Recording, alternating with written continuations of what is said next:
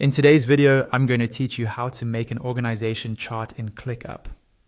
An organization chart is a great way to visualize who's who on your team, how departments are structured, and how responsibilities flow.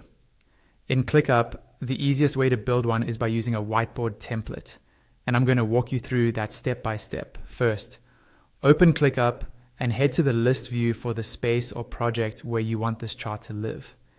It's helpful to choose a location that your team already uses regularly, so the chart is easy for everyone to find later. Once you're in the right area, look over to the left-hand side where your team spaces are listed. Find the specific space you want to add the organization chart to, then click the small plus icon next to that space name. This is how you create a new view or item inside that space.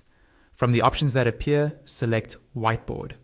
Whiteboards in ClickUp are flexible canvases where you can add shapes, text, and connections, which makes them perfect for visual diagrams like org charts. After the whiteboard is created and opens up, move to the top right corner of the screen.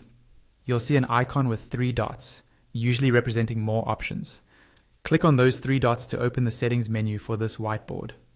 In that menu, choose Browse Templates. ClickUp provides a library of ready-made layouts, so instead of building your chart from scratch, you can use one that's already formatted. A template browser will open. Use the search bar there and type in Organizational Chart. This narrows down the template list to exactly what we need. When you see the Organizational Chart template appear in the results, click on it to preview and select it. This template will already include boxes and connectors laid out in a typical hierarchy, which you can later customize for your own structure. Next, click on Create and Apply Template. This tells ClickUp to take that template and place it directly onto your current whiteboard. You'll now be prompted to name the chart. Type in a clear, descriptive name, such as Company Organization Chart or Marketing Team Org Chart, depending on your use case. A good name makes it easier to find later and keeps your workspace organized. Finally, click on Use Template. The organizational chart layout will be added to your whiteboard.